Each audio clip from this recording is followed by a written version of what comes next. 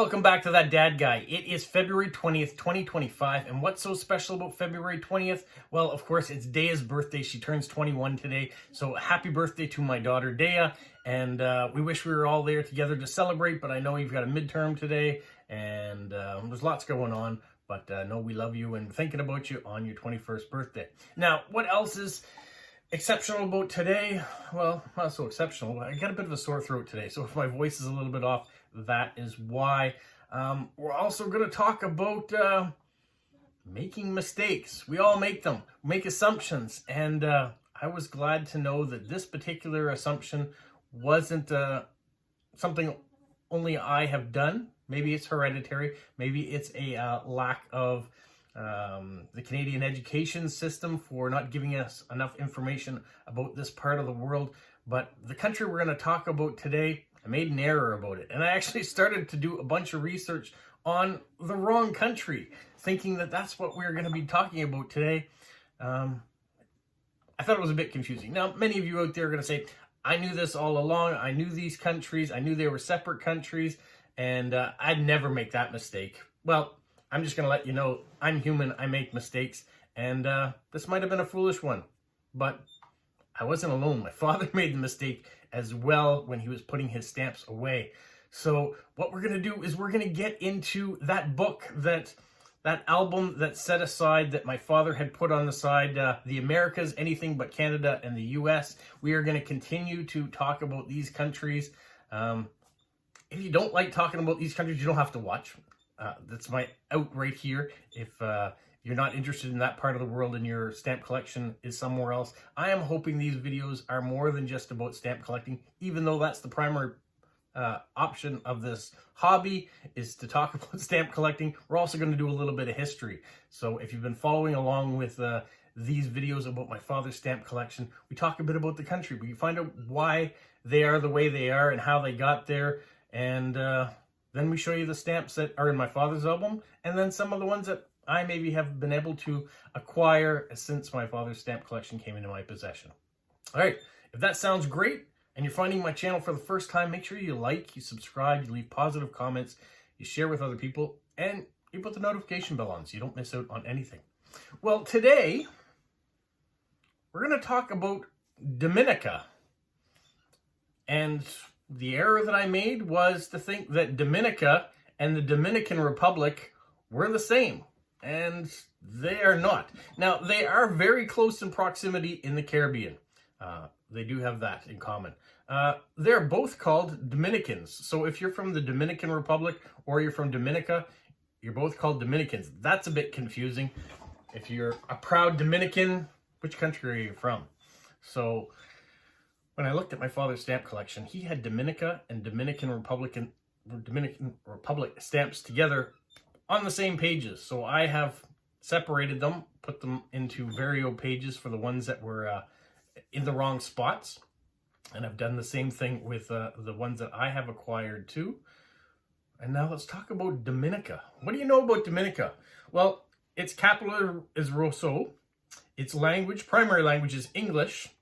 But there are many people that speak French Creole as well that are there. The population is 75% African descent.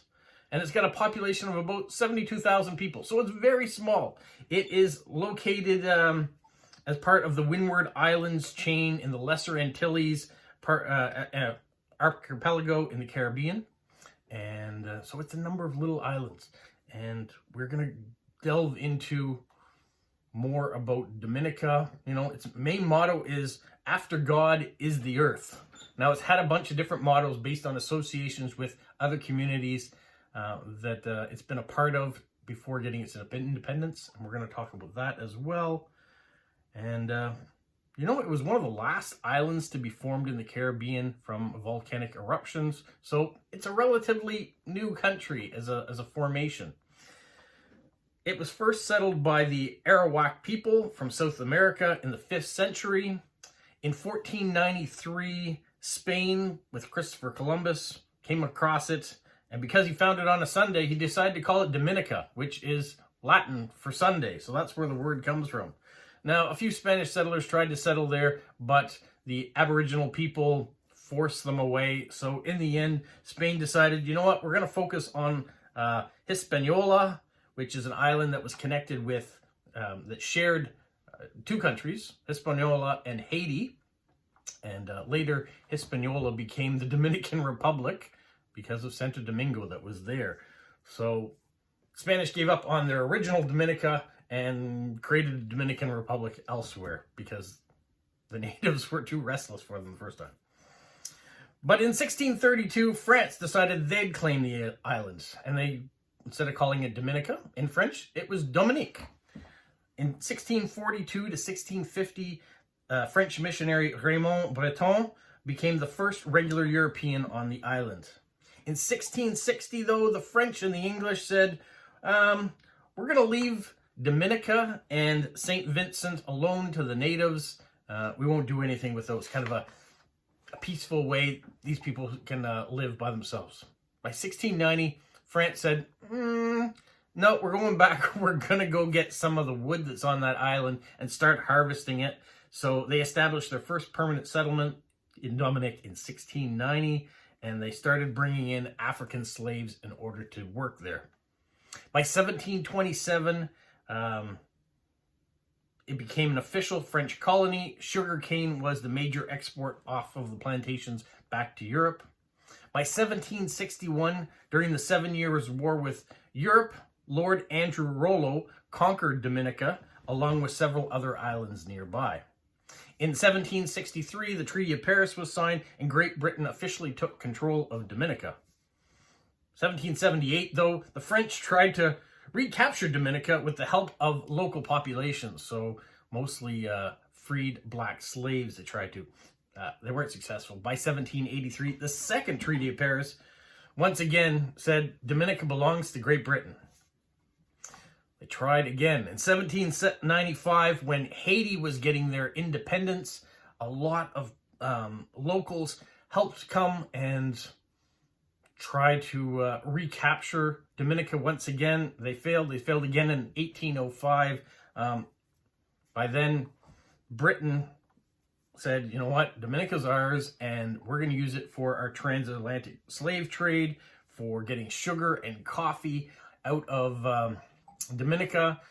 Kind of moved on from lumber, starting to get into bananas as well. In 1833, though, the slave trade ended within the British Empire, all over the British Empire, except for in India. So that's another story. 1835, the first 3 men of African descent were elected to the General Assembly in Dominica. So that was huge news that freed slaves were now in the Legislative Assembly. Many slaves from nearby French colonies like Guadeloupe and Martinique fled to Dominica to have the same benefits that they were seeing in Dominica. 1838 Dominica became the first colony in the British West Indies to have an elected legislature controlled by ethnic African majority. So that was another huge first for Dominica and the Caribbean. In 1865, though, there have been some tensions. Now, the Legislative Assembly was a majority of African ethnic people leading the way.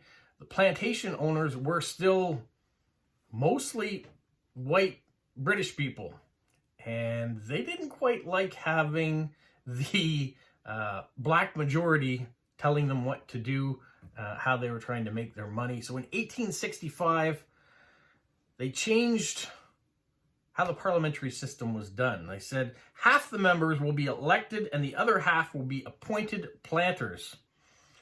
And by 1896, it became a crown colony again. So there was still dissension, even though there was some progression.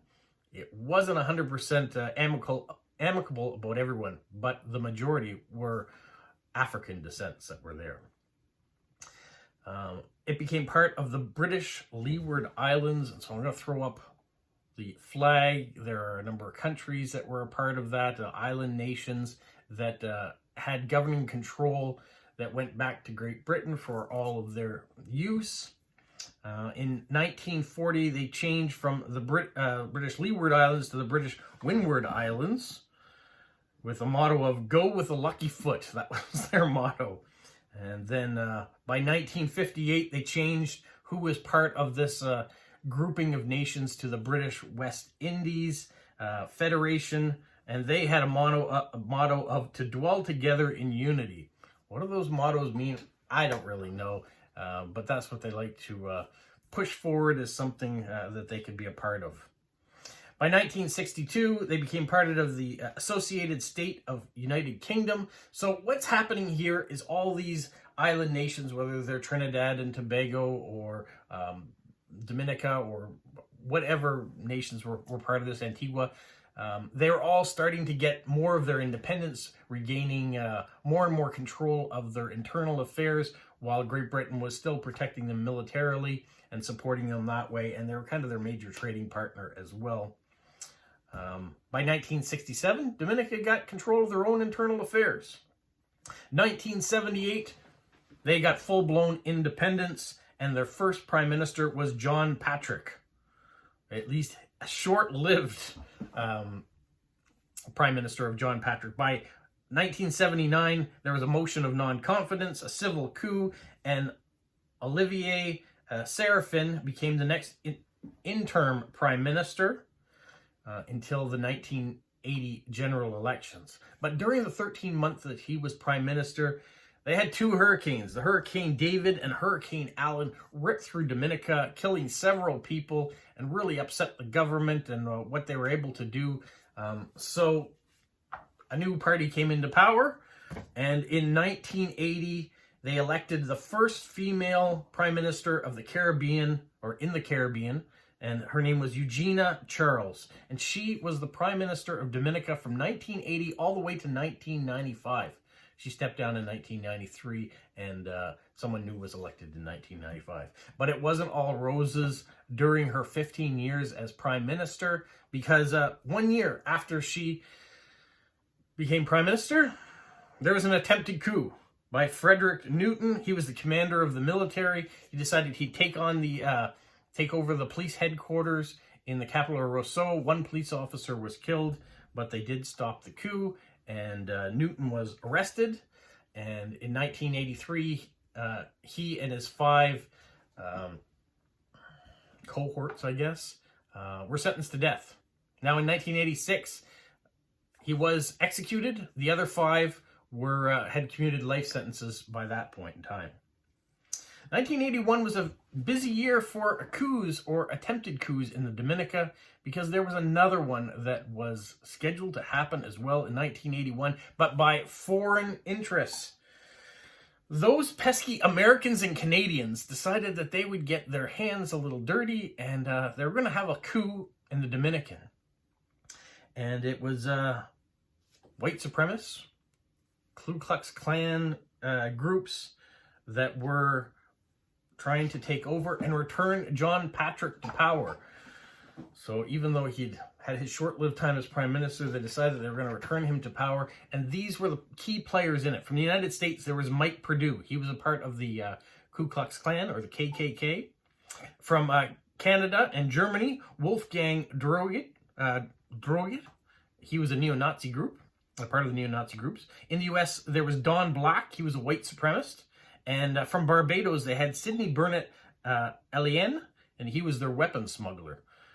Now, the FBI got tipped off about this, and in Louisiana, where the boat was set to set sail, they had it called Operation Bayou of Pigs. So in commemoration of the Bay of Pigs in 1961 and 1981, they had the Bayou of Pigs, where they stopped the boat from ever leaving, arrested everyone that was there, and Don Black was sentenced to jail for opposing the Treaty of Neutrality that the U.S. had at that time. So, luckily, those people who weren't really all that well militarily trained didn't get a chance to go into another country, upset the government, or have any injuries there. They were caught ahead of time, so it was really well done that way. Their operation was called Operation Red Dog, but Operation Red Dog never got the bite. In 1983, Dominica helped the United States in the invasion of Grenada, and Ronald Reagan was pleased to have their help, and so he gave them some more financial aid and helped them along the way for being a partner in their invasion of Grenada. Now, that's kind of how it went. In 1995, they elected a new prime minister. They had some coalitions. They had a couple prime ministers die in office. They also had the very youngest prime minister ever was elected. He was only 31 years old, and he served 3 terms. So he had a good run too. Their terms were 5 years at a time. But what I wanted to finish before we get onto the stamps is something very, very modern that is very exciting for Dominica. In 2024 at the Paris Olympics, Dominica won its first ever Olympic gold medal. Thea Lafond won in the women's triple jump. This image is just spectacular. Now, I cropped it up and used it as my thumbnail. Usually your thumbnails are the things that bring you in. And this thumbnail doesn't say anything about stamps, but the joy, almost the fear, depending on how you're looking at it. You take it out of context. You don't know what's happening in this woman's face, but the pure joy she must have had claiming the very first Olympic gold medal for her country. A country of only 72,000 people. Just incredible. She's taken on the whole world, and she's come out on top. So now what I want to do is show you a few stamps. And when I mean a few stamps, that's all we have. We don't have very many stamps from Dominica. And maybe that's now going to be an area I'm going to have to concentrate and build up the collection from. It has a long history. It's going to have some great stamps with British influence in there, if that's what you're into. There's also going to be some French influence there as well. And of course, since 1978, their independence and the stamps that they're putting out. Some beautiful butterflies in here. You're seeing the influence, so you can see with the ER up there of Great Britain. And that's it for what my father had. You can see 2 spaces.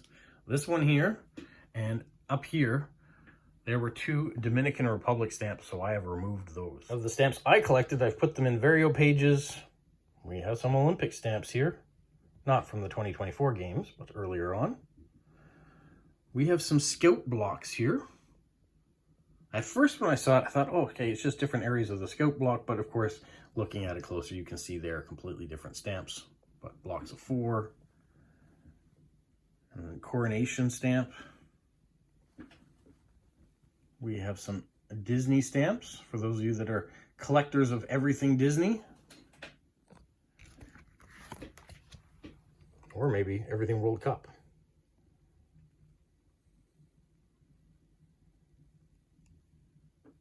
Dominica in space. Churchill. Anniversary of the World Health Organization.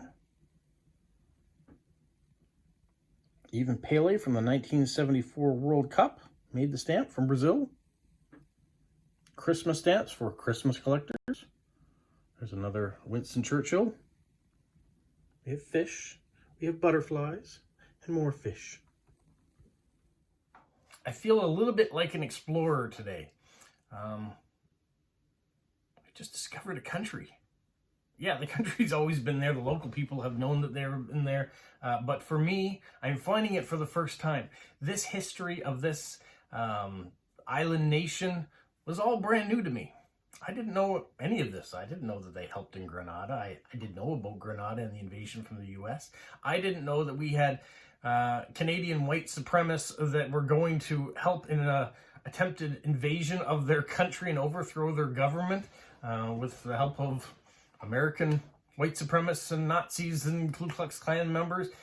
That just blows my mind that we Canadians, you know, the kind ones in the world, were going to do such a thing. Yeah, new history for my country that's connected to an island nation in the Caribbean that I found out today. So Yeah, I'm enlightened a little bit. Are you guys enlightened a little bit? Did you learn a little bit new? Or did you know all along, Dominica, Dominican Republic, two different countries, you knew all their history about those two nations, and none of this is new. Let's move on to a new country. If that's the case, stay tuned. Next week, there'll be a new, will it be a new country? If we're following the alphabet, you probably already know what's happening next week. Stay tuned. Have a magical week. What, Polo? You say like, subscribe, share, and tell all your friends. Who's a good boy? Who's a good boy? Bye. I guess I probably should go and have something, a lozenge or something after talking that much. Either way, I'm going to go edit, get this out so you can see it. Probably just lay on the couch for a bit. Keep my vocal cords quiet.